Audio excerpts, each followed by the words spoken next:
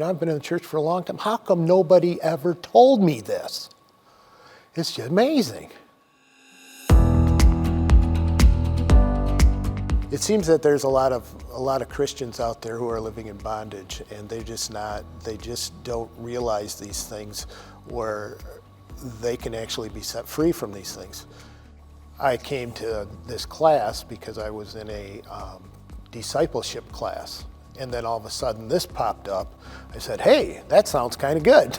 The whole idea of hindrances to grace and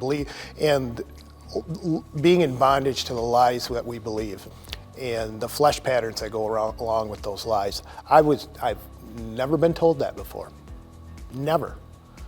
And it just made so much sense, and I could figure out some things in my life where that is so beneficial that I could put away some of these lies that I believed in the past.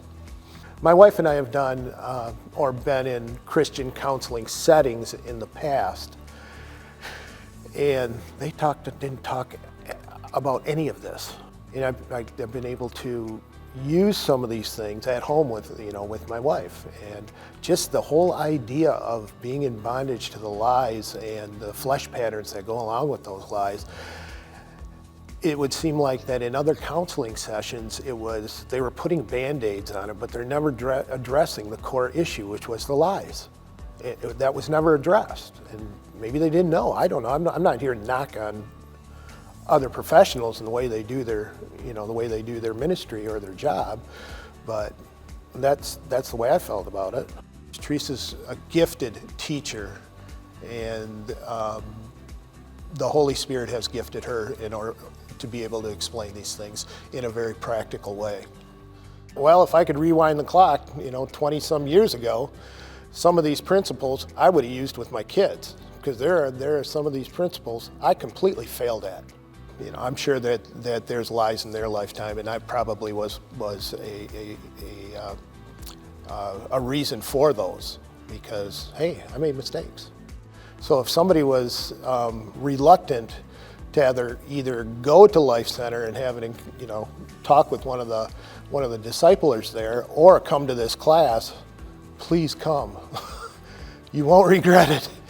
It's great. As far as a personal investment, there's nothing better than to invest in this in your life, because it'll help with your interpersonal relationships with your family, your coworkers, and anybody you just might meet on the street, or your friends and neighbors. Everyone should know this.